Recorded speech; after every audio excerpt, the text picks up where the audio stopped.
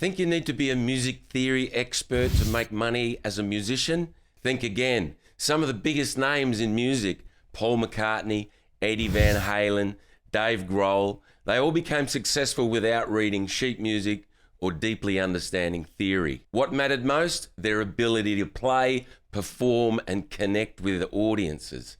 In this video, I'm going to break down how you can become a working musician without getting lost in complicated scales, modes, and terminology. Whether you want to gig at bars, play at weddings, or start a cover band, I'll show you how to make a living from music by focusing on the skills that actually get you paid. Let's dive in. We'll do it now, together.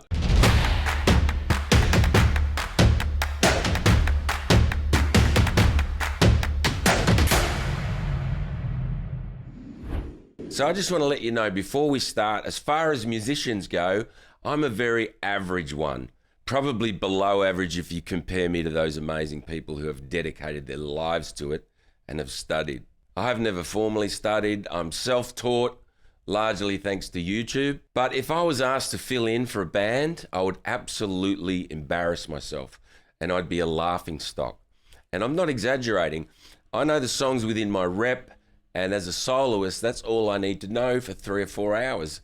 As long as I play these songs well, the audience doesn't know any different. I feel like I have imposter syndrome most of the time and have a reasonably narrow field of knowledge, especially within music theory. But knowing a handful of songs, I've been working full-time in this industry, in pubs, corporate events, weddings, for the past 27 years, and totally within that narrow field of knowledge. So I guess what I'm saying is forget about all the noise about having to know everything about music theory, because with a few scales and a few chords and a few little cheat hacks, you can bypass the bullshit. So do you really need music theory?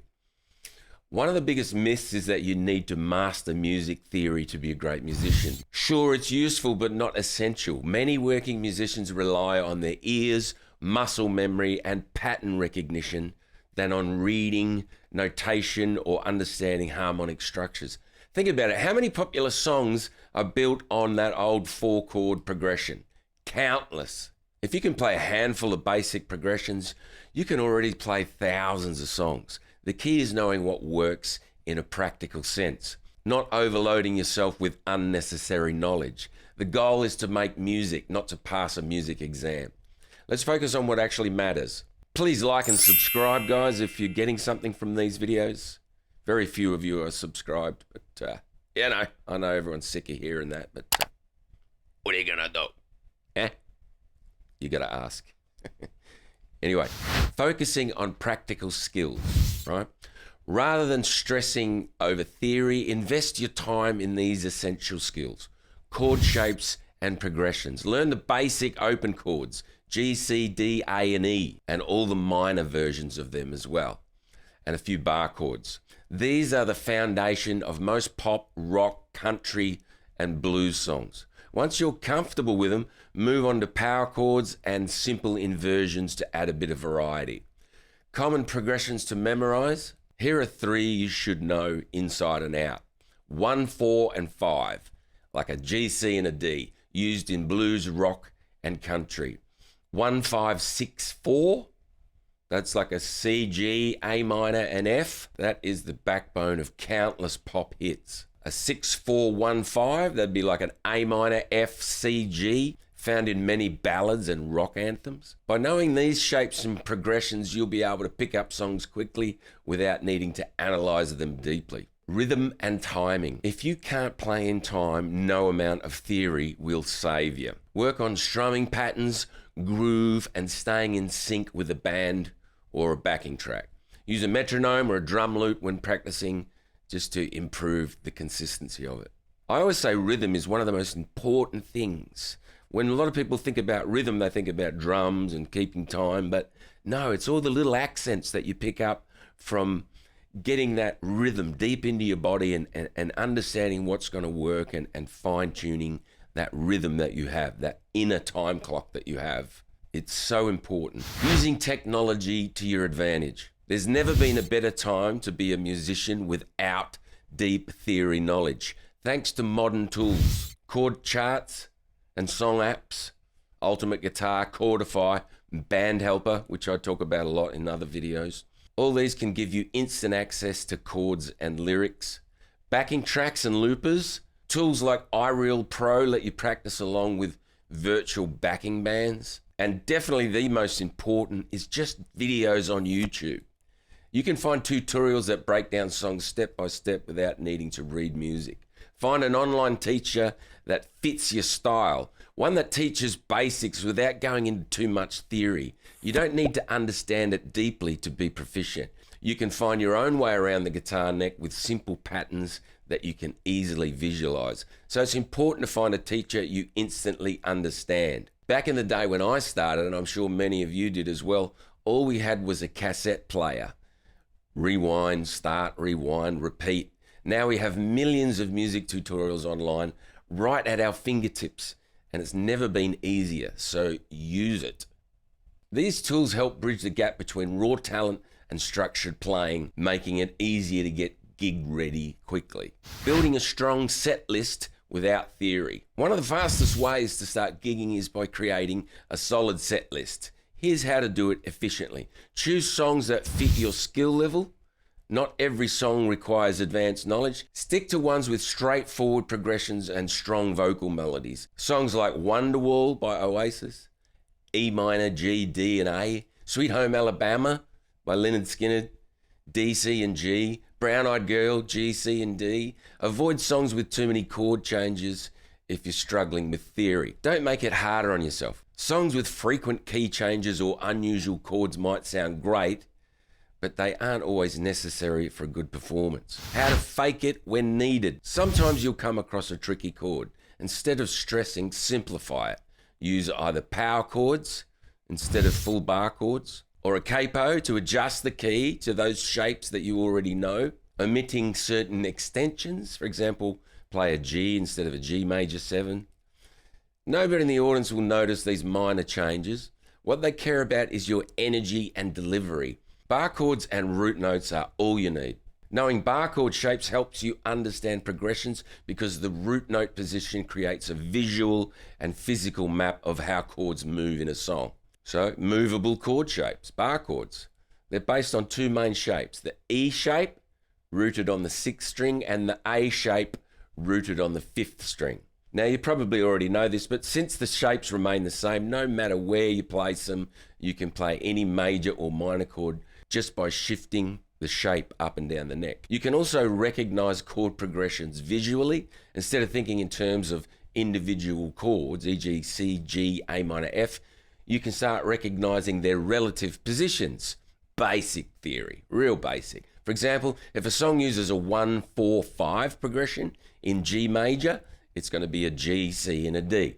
You can see the G root on the 3rd fret, 6th string, the C root on the 3rd fret, 5th string, and the D root on the 5th fret, 5th string, right? This means you can see and feel where chords are moving without needing to think about their names. Knowing the root notes is all the theory you need to know for where and what to play. You could do easier transposition. If you learn a song's progression using bar chords, you can instantly shift to a new key by just moving the same pattern up and down on the fretboard. I mean, that's obvious. You know, if you got a song in G, C, and D, moving the whole shape up 2 frets would make you play in A, D, and E, but you're playing the same shapes. Understanding intervals and patterns, common chord changes like moving from a 1 to a 4 to a 5 always follow the same distance on the fretboard. For example, in any key, moving from a 1 chord to a 5 chord means shifting down 1 string from the 6th to the 5th or the 5th to the 4th. This helps you anticipate chord changes even in songs you've never played before. Building muscle memory for progressions. When you practice using bar chords, your fingers start recognizing the feel of these common progressions. Eventually, you won't even need to think about individual chords. You'll just know where to move based on these patterns. This method will also help you once you become more advanced. Using these root notes, you'll know where to start soloing once you learn some scales. Speaking of which, improvising without deep theory. You don't need to know complex scales or modes to solo effectively. Try these simple methods, right? pentatonic and blues scales. The minor pentatonic is your best friend. It works with rock, blues, country, and even pop. Memorize these patterns and experiment with bends, slides, and hammer-ons. You'll get to know where they all are, and you'll end up using them thousands, millions of times. Call and response playing. Instead of overthinking a solo, listen to the vocal melody and mimic its part on your instrument, right? This approach creates more natural, singable solos. Rely on feel over knowledge. Many guitarists, especially blues players, go entirely by feel. If a note sounds good, it is good. Don't overanalyze. Just play what feels right. And once you have a good feel for things, you might want to play more with some extended scales, triads, and arpeggios. But even if you're comfortable staying there, you can most certainly get gigs if you master the basics. I've seen professional musos who are gigging and making money, and they don't even play a solo. So if you start playing solos in your gigs, then you're already past some people who are already making money from music. Why stage presence matters more than theory? The audience isn't there to hear your perfect scales. They want a performance. Movement, confidence, and engagement with the crowd are far more valuable than knowing every chord extension. Developing your unique style. Your playing should reflect your personality. Are you laid back, high energy?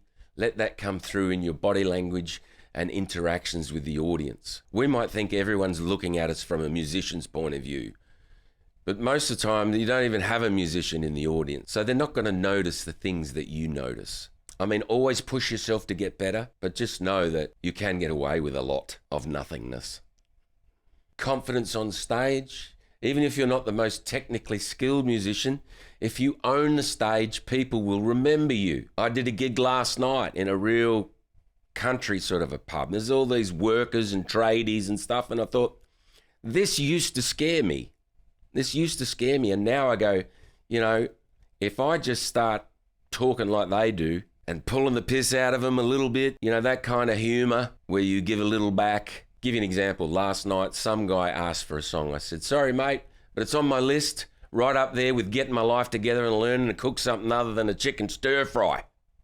Gets a bit of a laugh. He asked for the same song later on. I said, mate, what are your fucking ears painted on or something? You know, you can only do that in certain crowds, but, you know, if you try and meet them at their level, you're going to win them over. And by the end of the night, I didn't even buy a drink. Everyone was buying drinks for me, and the whole gig went off. Whereas years ago, I would have been a little nervous playing at a gig like that, but I've learned how to work it. So it's really important. Do not underestimate this. This is a huge part of getting work as a musician. So if you want to know more about stage presence, I've done a dedicated video here. So you don't need to be a theory expert to be a working musician. Focus on learning songs, keeping good rhythm, using technology, and putting on a great performance. Guys, if you found this helpful, hit like, subscribe, and let me know in the comments what's your experience with music theory. Do you think it's necessary, or have you found ways to succeed without it? See you in the next one.